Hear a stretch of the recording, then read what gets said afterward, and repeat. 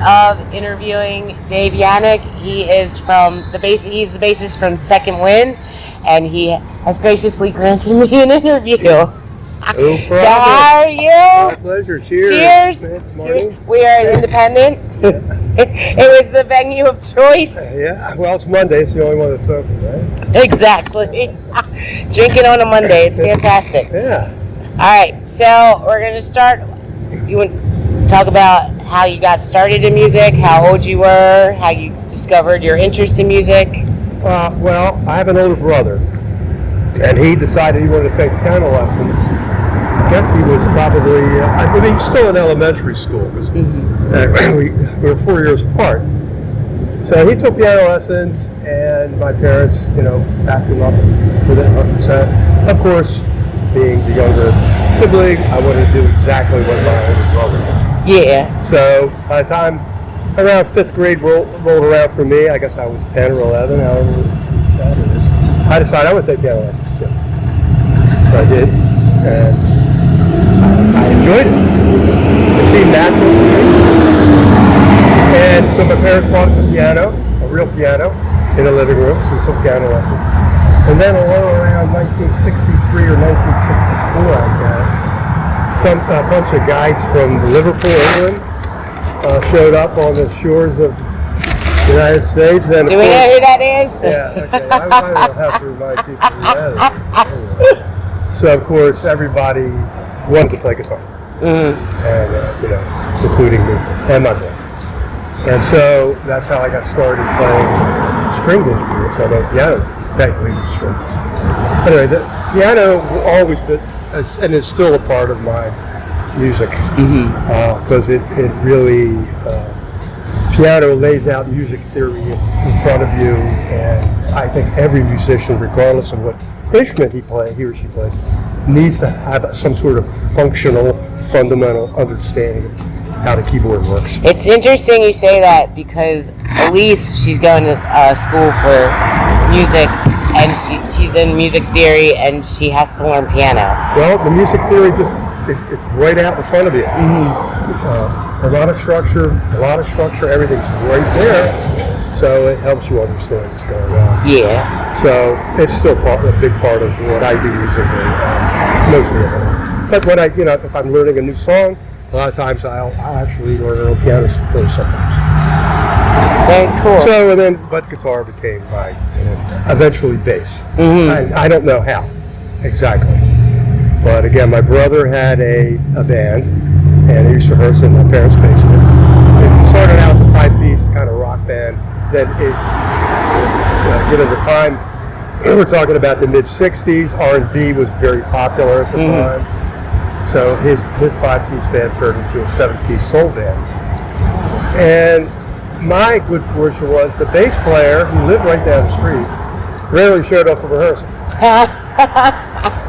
So I said, hey guys, I think I can play, so you guys can do this song. So they let me do that. And that's how I learned how to play bass. Oh, cool. That's awesome. And then you went on to school for music, right? Yeah, I continued to study privately off and on with a jazz piano player by the name of Bob Fields, sadly no longer with us, and a classical / jazz / pop bass player who's no longer with us either, and I'll remember his name in a second. Anyway, he was a big influence in me. So I did that for a precursor to going off to music school in Boston at the Berklee College of Music. And then, so who were your biggest music influences?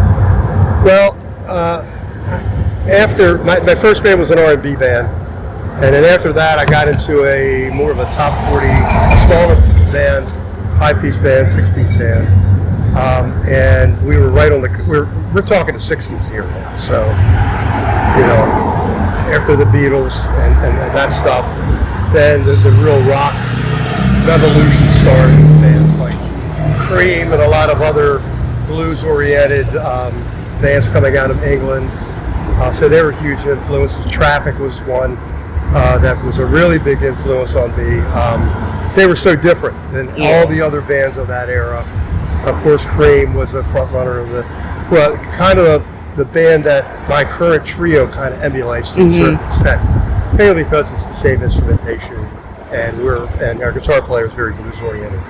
So I guess, you know, Jethro Tull was another band that I liked out of that era, and then of course the progressive rock thing started in the early 70s, and so I kind of followed that whole trail because that music was more interesting to me. Yeah. You know, and it's more difficult, more challenging to play, so it's the kind of stuff I kind of like. Well, that's good. It's good. It's good.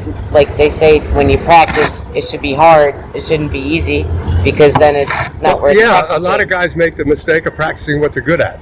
You should practice what you're not good at. That's the only way you're going to get better. Right. Exactly. So, how did you get started on the road to being a full-time musician? Like, and what was your aha moment where you're like, I can do this. I love doing it. Yeah. I'm going. Yeah, I was. Again, if we're talking about the late '60s now. I'm 16, 17 years old, and the band I was in at the time was doing pretty well, and so we were playing a fair amount, and then, you know, guys get restless in bands. They want another challenge. They want to experience a different direction. And the more musicians you can play with, it's only going to help, because you're going to learn from everybody who works, good and bad. And so I got out of that band and got into another band that was playing more. So now we're playing 4 or 5 times a week. And I said, this is pretty cool. Yeah. And I'm getting paid on top of it. I don't have to go out and do some stupid job like deliver papers or something. Right. I can actually make, you know, enough money to buy a car or whatever I can take my girlfriend out, whatever. In a band, you know. So that one thing led to another, and the way the business works, you just meet people, and it's the networking, and you know, other opportunities arise, and you just go with what you think is the right decision. And that's so important nowadays, because networking is like one of the only ways you're able to get anywhere out of where you want to be. Oh yeah, you know, you have to talk to people. You have to meet all kinds of people. Absolutely, and it's always been important. And like you say, now it's even easier though with social media, things like that. And it's speaking of networking, and this community here in Bel Air, music community is great. It's tight knit. The musicians support one another. They're friendly to one another. I rarely hear one musician say anything bad about another one. I agree. That's not always the case. Yes. But it certainly is here. So it's a pleasure to play around here. Yeah, I get that vibe. Just from going around and listening and talking to everybody. It really is. It's a great community. So, what struggles did you face early on in your career? Would you change anything or do anything different? Don't face any struggle. It was easy peasy. Yeah, right. No, I mean, I don't know. Define struggles. Sometimes I was out of work. You know, but I never questioned my ability to find work and to play. You know, so that, you know, you kind of second guess. No, maybe I shouldn't have left this band or that band or whatever. But I was never discouraged by the music part of it. The actual playing, rehearsing. Most of the bands I was in, the guys were easy to get along with, you know, reasonable people. But you're always going to meet some, you know, in any walk of life, so it doesn't matter. But I can't think of anything that discouraged me early on, anyway. Up until I was well into my 30s, before the music business started to kind of get on my nerves. But never the music part. Yeah, it's just the business part, which is very difficult to do sometimes. And you traveled. When you played too, right? I played all the way from Minnesota down to the Carolinas in a more of a top 40 disco type of cover band, and we would go on the road for weeks at a time and then come back and back out. It was good because it creates demand for the band, and because we had maybe 3 or 4 different rooms that we circulated around in the Baltimore area. But that's not enough. So if you want to play 50 weeks a year, so you have to travel. And one of my most fun times in traveling was I actually had a lot of fun. A lot of places I bet you did. And, but we had 2 solid years where we played the entire summer between Ocean City and Rehoboth. Oh, wow. And that was fun. And so, and of course the rooms were always crowded because it's vacation time. Yeah. People there. Yeah, I bet that was fun. That's good. So to play off of that, the comment about the community, how does the music scene now compare to the music scene in the past? Okay. And like the positives, drawbacks? Yeah. I think the number one thing for me was most of the places we played back in the 70s and 80s, for example, were more nightclub-oriented places. They didn't, a lot of them didn't serve food. They were a restaurant, and you played 6 nights a week at that particular venue, sometimes for multiple weeks at a time.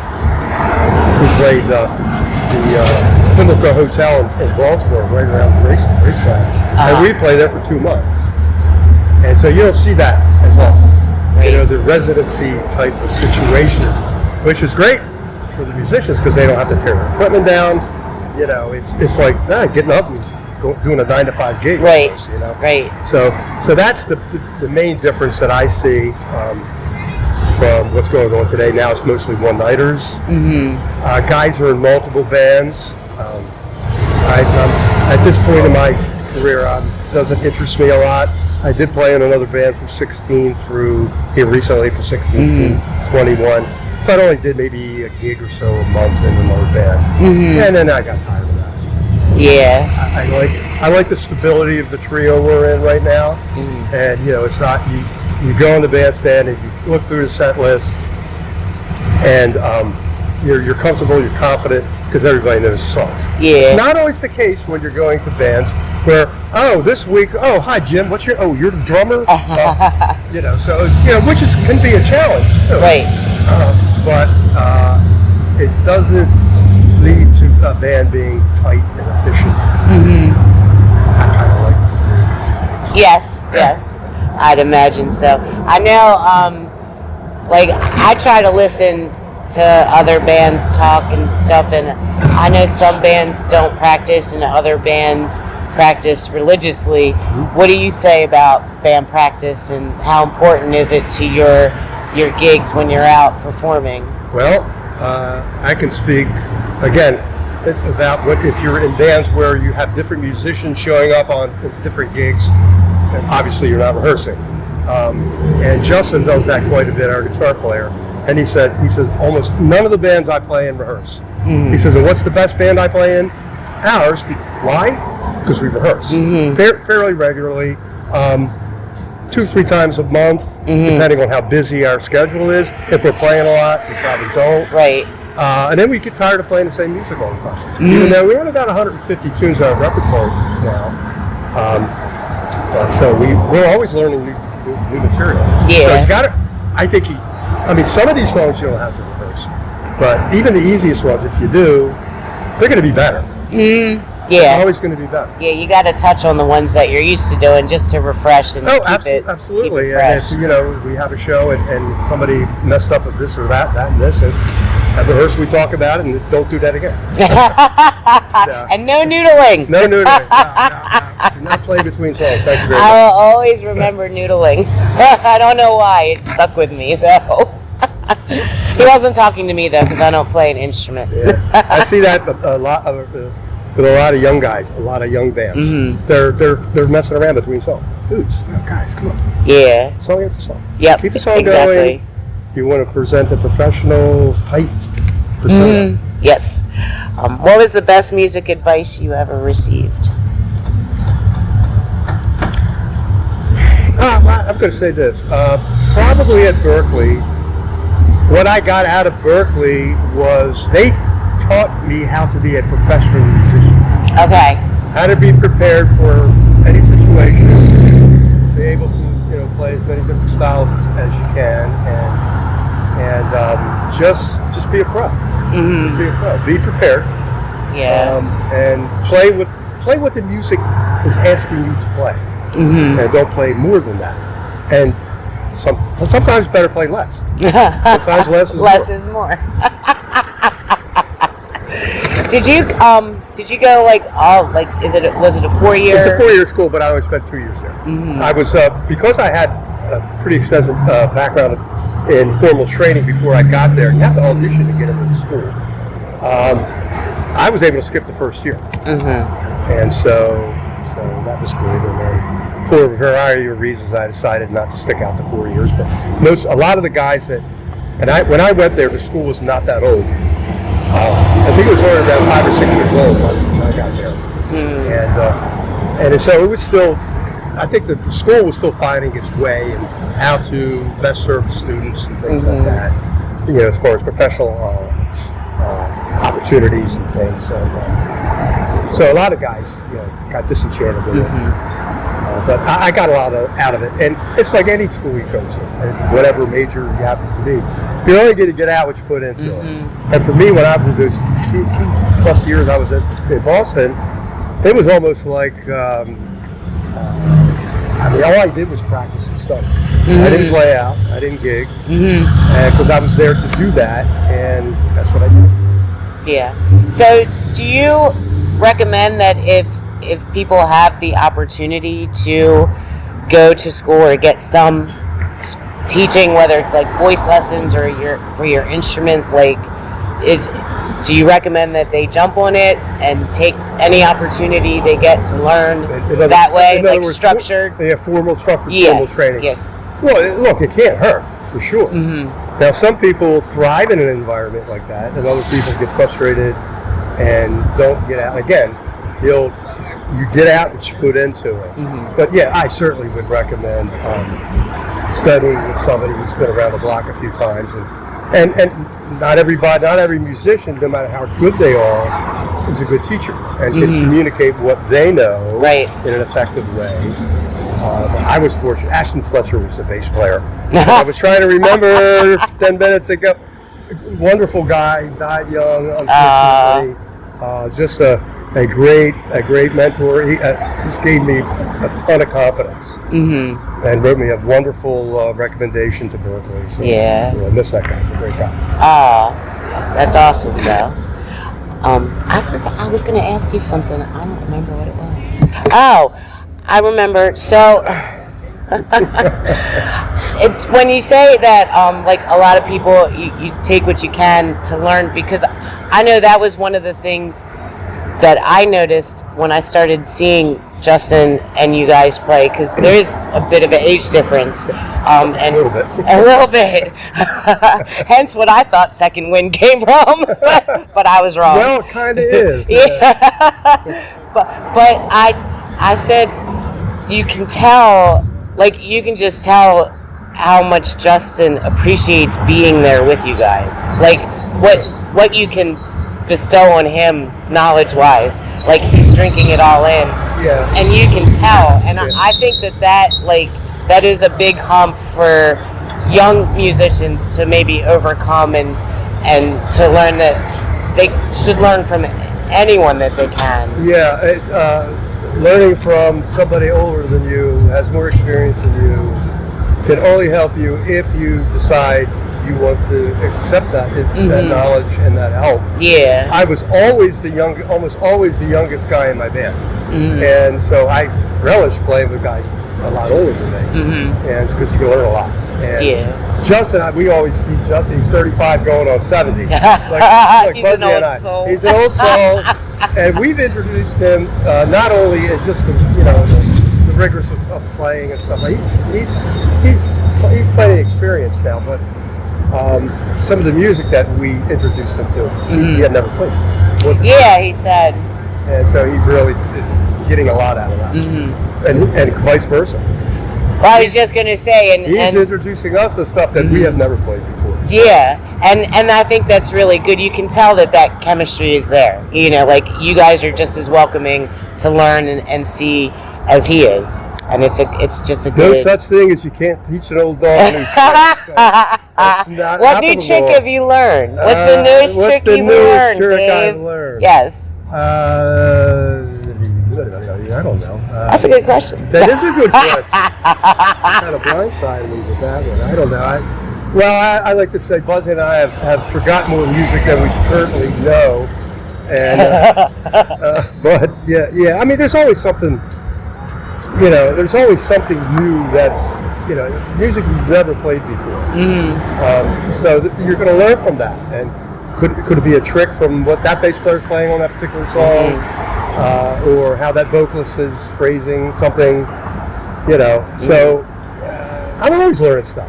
Were you ever surprised, like, if Justin mentioned something someone you weren't like sure of, or you didn't really know, or you didn't think you would care for playing, like surprisingly you were like, oh, that's really cool or awesome? Yeah, absolutely, absolutely. Yeah. And another thing that we do too is if all three of us recommend songs, and if one of us says, no, I don't want to do it, okay, because there's so much music. Yeah, there's a lot. You know, and sometimes, you know, I might recommend a song that I like, but that really doesn't fit the trio format. And of course, they won't hesitate to play.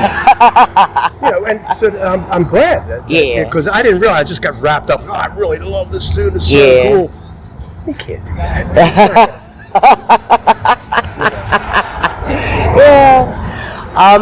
Who is your favorite musician that you've collaborated with, and why? Athletics, hands down. Athletics, very famous jazz singer in the 50s and 60s.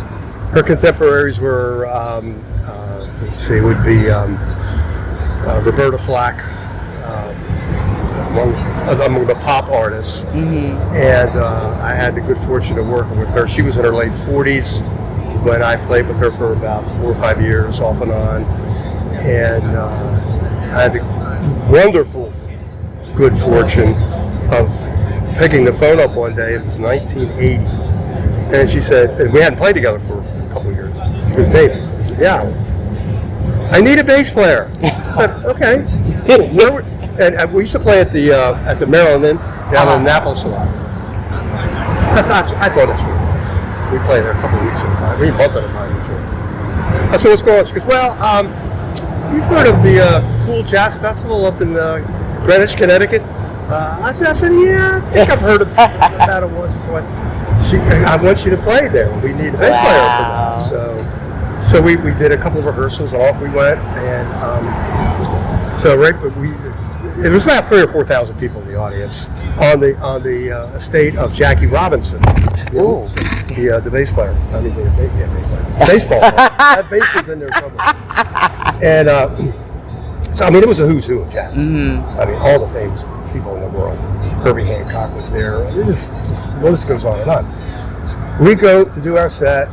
Ethel's fronting the band and doing her thing. We're doing fine. I'm 25 years old. I'm like, wow. I look behind me. It's Dave Brubeck Quartet standing directly, like 8 feet behind us backstage, listening to our entire set. So that was, for a 25, 26-year-old guy, that was kind of a little nerve-wracking, you know. But that was cool. Came off and said, nice set, man. You were like, I made it. I told my wife, I made it. That's what it is. Dave Brubeck said I said it again. Your aha moment. There you go. Not aha, but aha. Yeah. That's your I made it. I belong here. Yeah, it was cool. We had the green room. Got to meet a bunch of guys. I didn't touch 1 ounce of my equipment. Everybody just set it up for me and packed it back. Oh, that's nice. We had complimentary food. Treated us like gold. Nice. I made, I don't know, $500 or $600 in 1979, 1980 for 45 minutes set. It's a lot of money. That's cool. That's cool. What's the biggest amount that you've played in front of? Like the largest? That was probably one of the largest crowds I played. I was in a band, rock band, and we opened for Buddy Miles at UMBC. And it was probably about 1,500 in the audience, or 2,000. That's cool. That's nice. Do you practice a lot? Like when you're not rehearsing with the band, do you practice a lot on your own? Not too much anymore. Not too much. When you were younger, what was your practice process like? Like to learn a new song? I just played something every day. And the schedule demanded that I was playing at the time I was playing full time. Yeah. So I was learning the music. You know, it's 6 nights a week. We rehearse sometimes 2 and 3 nights times a week after the gig and the club we were playing. Oh, wow. So I was constantly on my instrument. So I didn't have to practice too much my own as far as my technique or whatever, because shit, I'm the demand of, hey, you gotta learn this, you gotta learn that. So, how are you lucky enough? Because it sounds overall, I mean, I haven't specifically asked, but it sounds overall you've been able to work, like you've been able to find and work with people who have their head on their shoulders and they're focused, and that's their... Pretty much. Like, so how do you explain, like, was it just by dumb luck, or...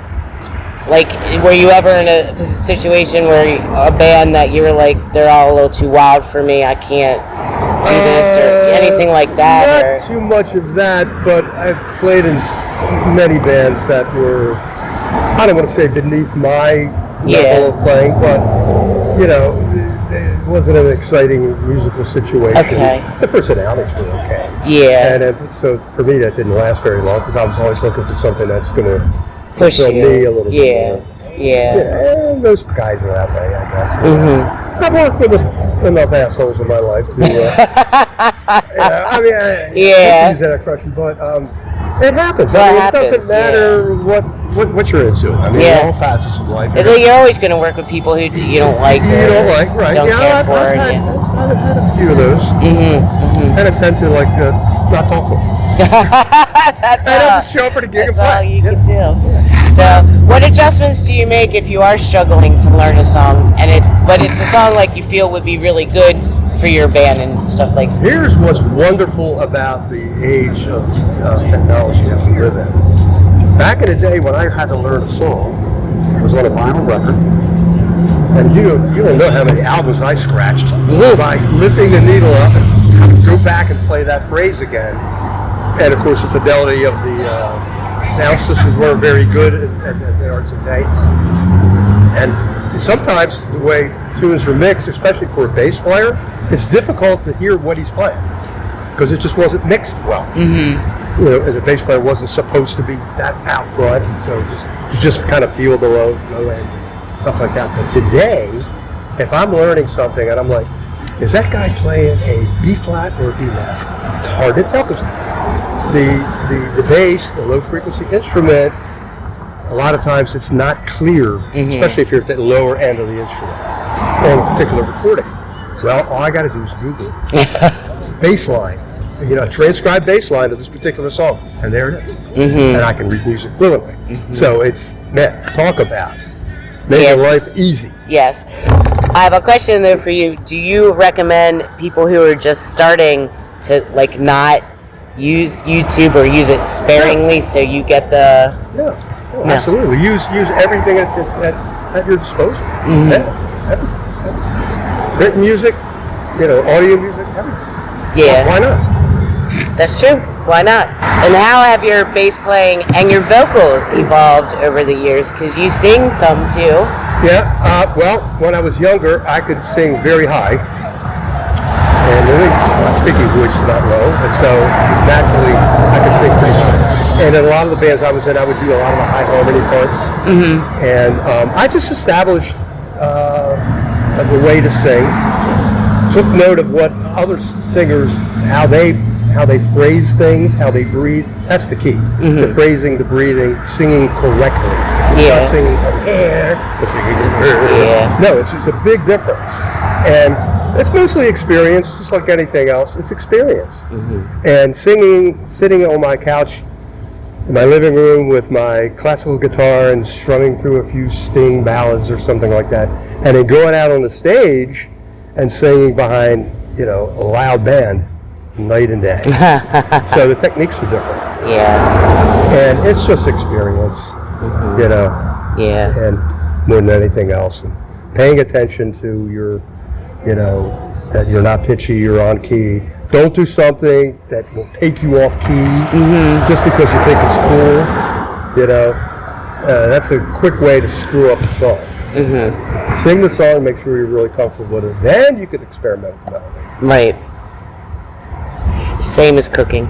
Yeah, there you go. Stick with the recipe. I always eyeball the recipe, and if it's something I don't know, I, for the most part, follow the recipe. Yeah. And then I Yeah, I like to cook too, and sometimes you just substitute something because you know well, and from experience, you know what works together and what doesn't work. Yes, exactly, exactly. But now when I'm making drinks, I have to really look up. I am not a good drink maker. I'm a beer drinker. I'm gonna work on it. I depend on these guys to make the recipe right. The problem is the bottles are so large. Like I made the rhythm and blues, and I still have like I gotta find drinks for the blue curacao and the white rum because we don't drink. We drink wine and beer. That's what we drink. Well, that curacao stay around for the next 10 or 15 years. I know. Well, that's always a good bottles thing. of bourbon and vodka in my refrigerator.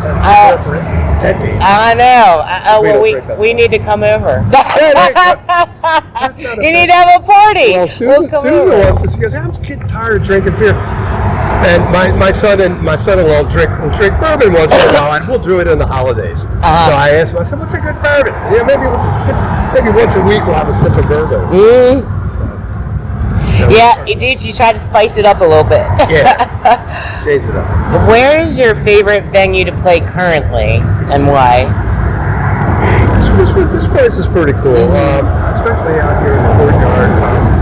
That would be independent. For those of you who don't know where we're at. Yeah, and we've been playing here. We first played here in 21, but they have the tent out there now for the anniversary this past weekend. But then there was a noise problem, and we played out there on the tent in 2021, and been playing it here ever since. So I guess they like us. You think? And we actually have played inside the tap room, which is pretty much insane for us to do that. Yes, it's crowded but too. We have the good fortune of having a drummer that knows exactly how to control the volume. Yeah, his control is amazing. He's an amazing player and as amazing of a person. For those of you who don't know, that's Buzzy London. I'm Buzzy London. Everybody he's pretty knows awesome. Anyway, so we like to play out here in the courtyard. It's nice, and we've been drawing well now the last couple of years. So we've got a very enthusiastic crowd. It's one of our favorites, I guess. I don't know. I don't think there's any that I don't really like too much. Yeah. And the only thing that it would be the acoustics of the particular place we play. Yeah. Most of the outside venues are easy to get a good sound. What was your scariest moment on stage?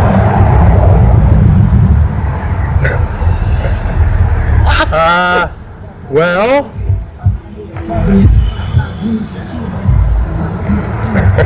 I'm not sure I should tell this story or not. I think you should, and I can cut it out. Okay, all right, I'll tell the story. No, it's not bad.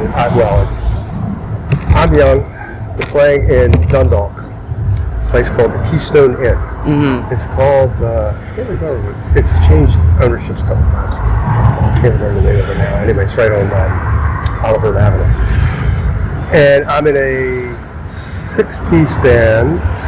We had a rhythm section and a lead singer and a guy who played flute and some keyboards and of all things trombone.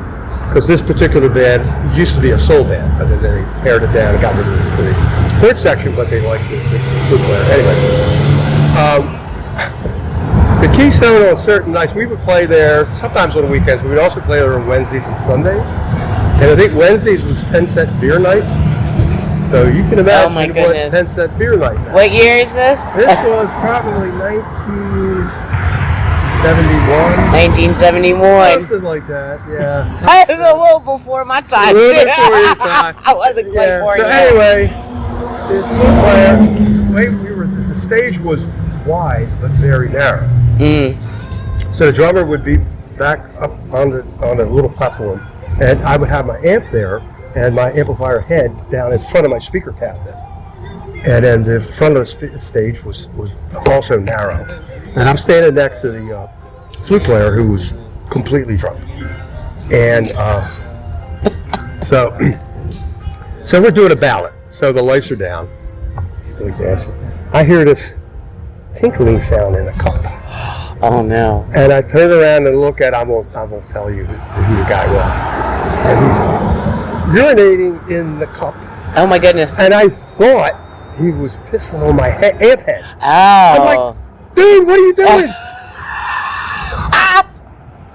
He was trying to be discreet at least. He was being as discreet as possible, and so that was a scary moment. I was concerned about my equipment more than anything else. But me personally, I don't think I've had to. Well, I mean, you get nervous and you get scared if you like know this song very well. You know, I got to do my best to get through the song, but. There was a couple other stories kind of like that, but we'll leave it at that. Okay. What was your funniest moment on stage? Well, that was funny too. I guess that was, I don't know, we've had plenty of funny moments. Nobody actually doing anything like fall over or something like that. And it usually involved a little bit too much alcohol. Yeah. And somebody would be saying, the same place, what was cool about that place, well, the weekends, we would play with another band, so we would split sets. It was fun. You get to meet new people, other musicians. And if you're looking at the stage on the extreme right side, there was a B3 organ set up, and there was a lattice that was to the left of the keyboard player. He's looking out at the audience, and there was a bar set up there. And so it separated the stage from the wall. Well, the keyboard player at the other band decided he was going to play a trick on our keyboard player, drops his pants, presses his rear end up against the lattice. Oh my goodness. While we're playing. And again, I won't name names. Keyboard player looks over and goes, and of course everybody on stage just That's funny. completely Yeah, that is funny. Yeah, it was harmless. Nobody knew what was going on. Nobody in the audience knew what was going on. That's funny. That's the kind of shenanigans you would come up with. Musicians are crazy people. Yes. And as you know, you're married to one. I am. They can be a little wacky at times. Yeah, well, they're fun-loving. Yes. I think. Yeah. I think fun-loving's a better way to put it. That's a better way to put it. Than wacky. Yeah. They do. They like to have a good time. Mm-hmm. What advice do you have for new musicians just starting out? Or also, it would be good advice coming from you. Also, if you're not quite like a new band, but you've been around and you're having a little difficulty pounding the pavement, getting gigs, do you have any advice for? Well, I would hope somebody would give me some advice. It's especially nowadays. There's fewer places to play and way too many bands. And many of the bands are good and should be playing somewhere. But you know, it's tough. My advice for if you're a band, now rephrase that again: starting musician or starting band. A new musician. A new musician. Yeah, again, well, I mentioned this earlier about playing piano, learning functional piano. Yes. In fact, at Berkeley, you had to. Mm-hmm. You had to pass a course. It's a one-semester course, and even if you played drums, timbales, whatever you played, you had to pass this course. Yeah. Of course, I had previous piano lessons, so I walked into the class first day, and I told the instructor, I said, "Yeah, I can play." He says, "Okay, well, go to the last song in the book, and next week and come back and play it for me." I said, "Well, I can do it now." So then he gave me an A, and I walked out of the class. Oh, cool! That was great. That worked out in your favor. Yeah. I mean, why sit through 12 weeks of something? Yeah, exactly. And what would be a dream gig? What would be your dream Well, gig? I think it's kind of happening right now. I mean, like I said, I played with nationally and internationally known musicians. I wouldn't mind doing maybe some staff work at a studio. I've done that in the past, and that was cool because that was like, again, just like going to an office somewhere. It was very easy. You have to schlep your equipment. So I'd like to do something like that again. But as far as the band's concerned, I've traveled a lot. Like I said, I've played in all sorts of different types of bands. So stuff we're doing now is great. We're doing what we want to do. Yeah. We're still throwing in some songs that we feel is, more audience oriented, more friendly, just to make sure get everybody on our side. Yeah. But we're not making too many concessions. We're doing what we want, and it's working. Yeah. So if it's working, it's working. And I'm working with two very talented musicians who are great people. We're like a family. Our wives like each other. How long have you been together for now? This band has been together for 5 years, and we played in another band prior to that for 4 years. So 9 years. It's about 9-10 years. Yeah. And I've known Buzzy for... You don't even want to say. I'm not going to tell you how long we've known each other, but that's cool. But yeah. And Justin's wife is going to have a baby. So, I know. So the band is going to have a baby. So that's really cool. Yes, your family's getting bigger. It is. It is. I think that's awesome. It really is. Anything else you want to share? Any other stories or tidbits or nuances? Anything? We covered pretty much all. I think we did. Yes. All right. Great, Well, great cheers. Cheers. Yeah. Thank you. Cheers. And go check Second Wind out. Please. You'll see. Yeah. I'll post like I do. And that's it. All right. It's a wrap. It's a wrap. HUMA.